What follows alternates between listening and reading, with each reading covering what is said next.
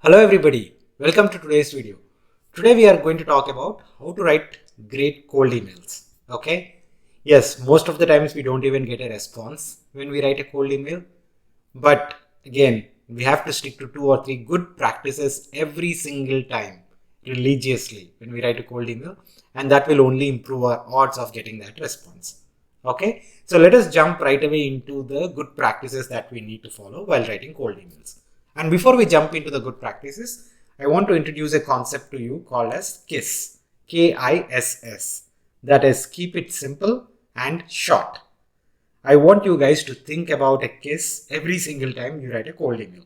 Okay? And what does this stand for? When I say short, I typically mean that, hey, keep your cold email, less than your screen size. Screen size of your phone, guys, not the screen size of your laptop. Okay? Screen size of your phone, where your hi to thank you, the entire body of the email should be coming in just one single screen. Okay?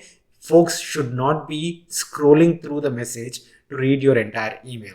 Okay? That's not a good practice. You need to keep it to one single screen size. And to think about it, a few years back, folks were writing emails on BlackBerry, right? And BlackBerry is probably 2 or 3 times smaller screen size compared to what's the phone that you are using right now.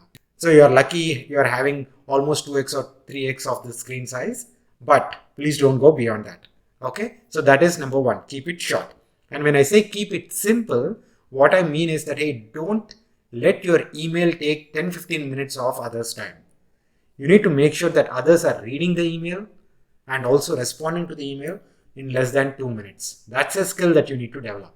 We'll talk through more about it, but you need to make sure this should not take more than 2 minutes or at the most 3 minutes of other person's time. If I need to spend more than 2 minutes or 3 minutes on a random email that I'm getting, I would rather spend that time with my kid, right? You would never disagree with that fact, right? I would rather spend that 15 minutes with my kid, and I would love playing with them because I don't get that kind of a time with them. So the same thing goes with anybody. You need to make sure you are keeping your email absolutely short and simple so that it doesn't take more than 2 or 3 minutes to even read and respond to your email. So now let us jump into the first best practice. That is, when you are writing this entire email, what should go into the first 2 or 3 lines? The first 2 or 3 lines within this cold email should be used to establish that mutual connect. Right? That mutual connect could be coming from, hey, I'm following you on LinkedIn for the last 1 year and have been responding to your posts. I write a lot of comments on your post and have derived a lot of value. Right? If you have been doing that, that other person will definitely remember you. Right? If you have just commented on the post in the last 1 or 2 days and now you are writing, no, this is a long-term relationship building, and so you need to spend that time before you solicit a response from somebody else. That's number one. The second thing through which you can probably introduce yourself is like, hey, if you have a mutual connect, right? If it is not through LinkedIn, it could be through a mutual connect, right? Hey, by the way, one of our mutual friends, ABC, has asked me to reach out to you for this specific purpose. So I'm looking forward for a short conversation, whatever that is, right? So that is another way of reaching out to somebody. The third way could be, hey, by the way, I'm your college senior, I'm college junior, or I got an admit into your college, or I'm about to work in your company, any of these things, right? So it could be a mutual connect, it could be a LinkedIn network, or it could be about your college junior, senior, whatever that is, or work junior, senior, or recent admit, or recent getting into the job, any of these things, right? But you need to have that mutual connection to start off this entire cold email on a great note. So that goes typically into the first 2 lines or 3 lines of your cold email. Now, before we get into the main body of the email, let us jump into the last 2 lines or 3 lines. What do you mention in the last 2 or 3 lines? You need to be very specific about your ask. Can't stress enough. You need to be super specific about your ask. That is, hey, Pawan, I need 5 minutes of your time. Or, can you tell me, is this a good way to think about it? A yes or no answer would suffice. Or, can you help me with reaching out to somebody from your network, right? Or you tell whatever you exactly need from that other person. If the other person is not comfortable, then they either don't respond or they'll say that, hey, no, I can't do it, which is fine, but you need to at least tell the other person very clearly what you need. And typically, your request should not take more than 2 to 3 minutes of that other person's time. If you are asking me to review your resume or give me a qualitative answer about your thoughts, hey, that's a super long discussion, right? Nobody has that kind of time to spend 40-50 minutes. They have their family, they have their work, they have their other commitments, right? So if you are asking something, be very specific and make sure that it won't take more than 2 minutes or 3 minutes at the most for the other person to actually respond to your email. Okay, you can even specify very clearly that, hey, if you are looking to reach out to somebody for their time, say that, hey, you can WhatsApp me on this number, or we can schedule something on your calendar. You tell me and I'll send you a calendar invite, right? You need to be that specific. It just cannot be, hey, tell me what you think. No, that doesn't work at all. The more specific you are, the better responses you will get. That's the last part. Now, if you get into the body of the email, so this is what I typically get. Hey Pawan, by the way, I am a CA right now. I have 4 years of work experience. You can find a lot more about me on my LinkedIn profile. They'll give the link. Or I'm also attaching my resume. Please go through it to get a better understanding of my profile. Right?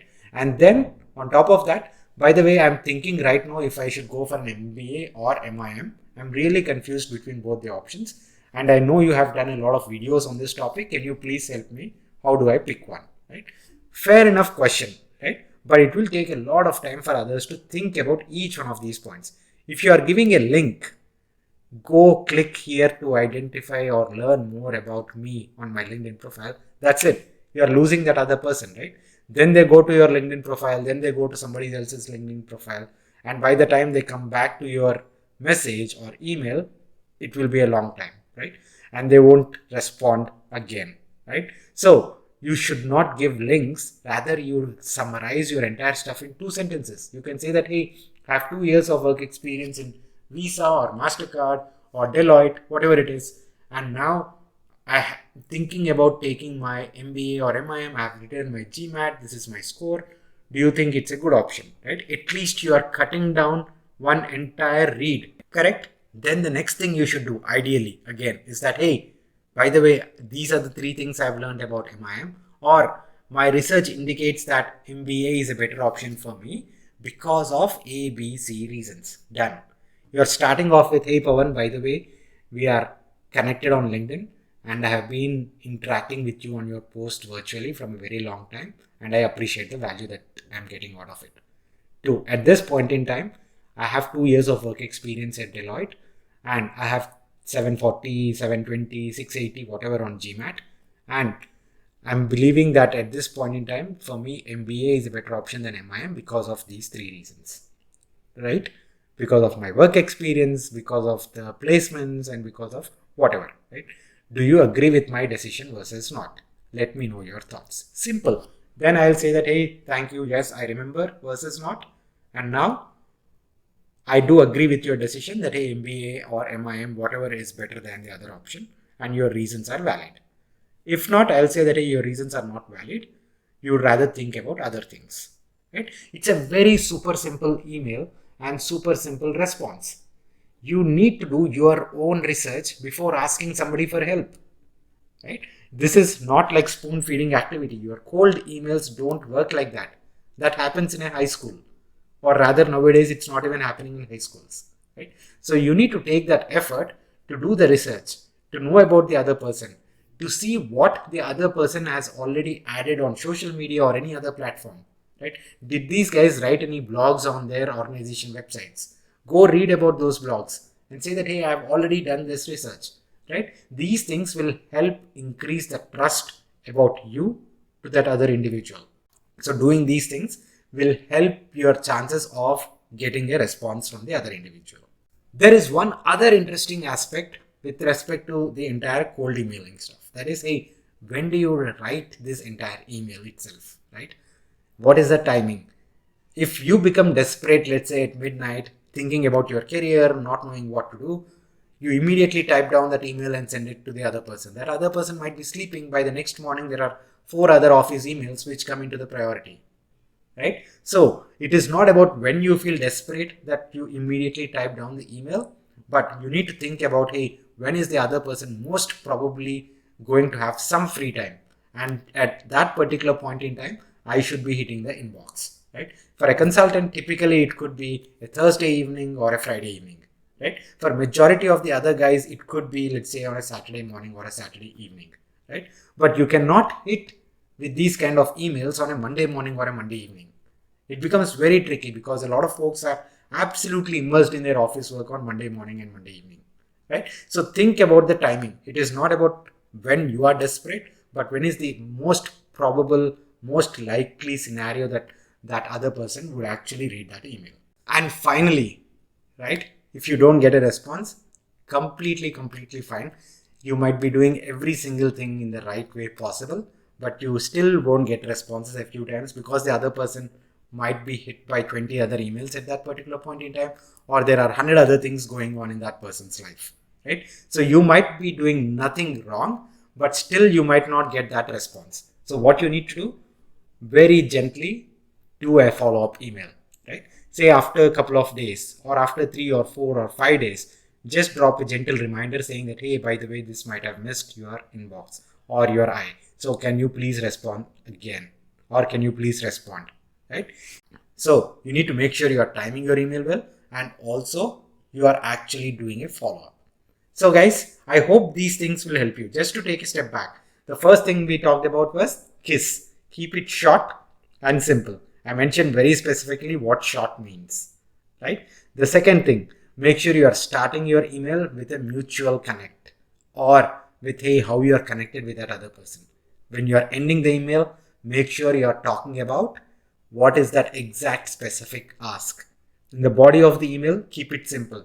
Don't give links to some other things. It will only derail the entire thought process of the other individual, right? Then moving beyond that, make sure you are following that simple timeline strategy that, hey, yes, this is the particular timeline when the other person would probably open, read, and respond, right? And finally, if you don't get a response, completely fine, do a follow-up. More often than not, you will get that response. Hopefully this will help you in getting that response, guys. And this cold emailing strategy would work for a lot of people if you actually stick to these simple basics. Good luck, and keep me posted on how this cold email strategy is working for you. Please do press the like button and share it with your friends who are currently in a job search, or if they are looking out for that networking opportunity, right? This will definitely help them. Thank you so much, guys, and see you again tomorrow. Bye.